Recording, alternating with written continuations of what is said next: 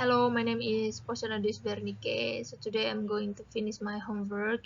It's active listening skill meeting 11. So let's start from part 1. Complete this conversation. Amy, are there any sort of climates that you like to live in?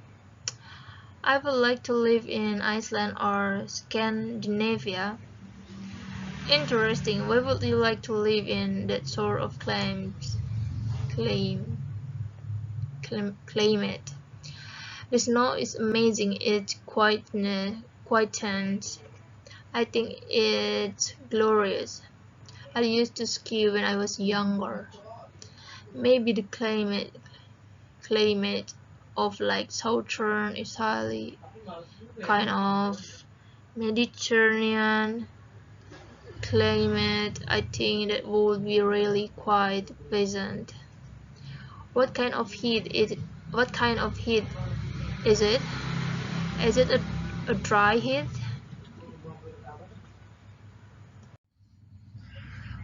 What's the highest temperature? What's the range of temperature in southern Italy? What kind of climates do you know? I think it does place like Sicily. So and I think that winters are probably quite mild unless you're from the north of Italy, of course, near the mountains. Part 2. Part 2. Answer the question. Why did the elementary school bus pull into a gas station? Because he had to use the bathroom.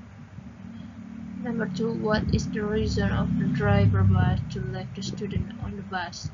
Because it was cool outside and the driver didn't want the kids to get chilly while he was using the bathroom. Number 3. Who saved the students and how he did it?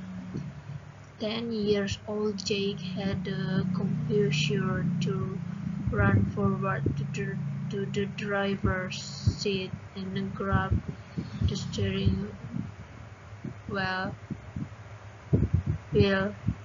He pressed hard on the brake pedal and managed to stop the bus as it approached a guardrail overlooking a creek bed. Number 4. Why did the students begin yelling and screaming on the bus? Because the bus slowly started rolling away from the gas station as the bus picked up speed.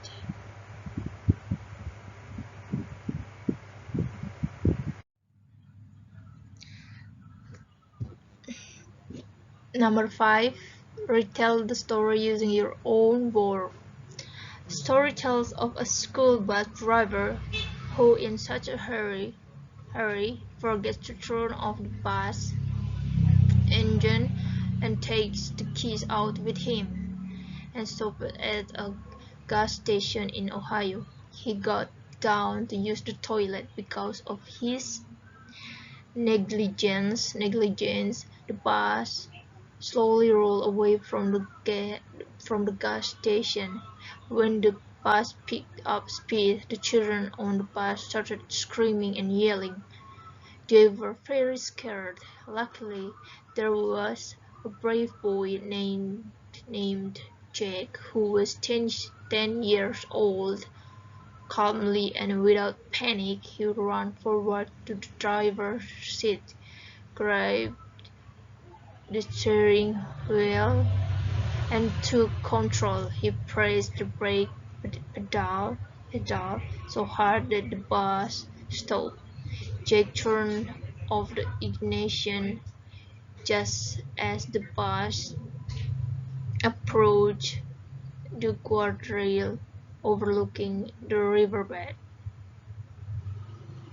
and the police arrived at the scene and praised Jake for his bravery with his heroic action. In rescuing the bus passengers. The sergeant police sergeant said Jake was so cool. One day he would become a great cop. Later, cop later, Jake wasn't too impressed with his actions. He said he was more interested in stopping the bus than playing his favorite action figure. Meanwhile, the driver was arrested while he was walking on the highway. He was fined by the local government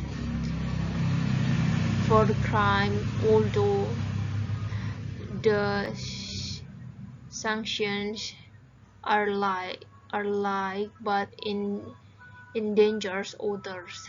They are given sanctions not to drive in that area again. And the last one is part 3. Retell the story using your own word. Tells the story of a crow and a fox. This story tells us how clever a fox is. We may not be able to guess what food the fox likes to eat the most. Maybe we know that the fox likes to eat the chicken the most that he always told back then. No doubt, the fox really likes to eat chicken wings that are tender and delicious, but not many people know that the fox likes cheese more than chickens. Sometimes cheese is nice and good for him. Once the fox got a piece of cheddar cheese which was soft and delicious for breakfast. The cheese was given by feathered a black feathered bird who had a beautiful voice that was even more beautiful than his appearance. The fox told how he did the stunt, so he got the cheese. He used his sharp nose through the forest to look for food, and he smelled cheese. He looked up at the tree on the branch of the tree. He saw a black crow lady who looked pleased with herself because she had a big piece of cheese in her mouth.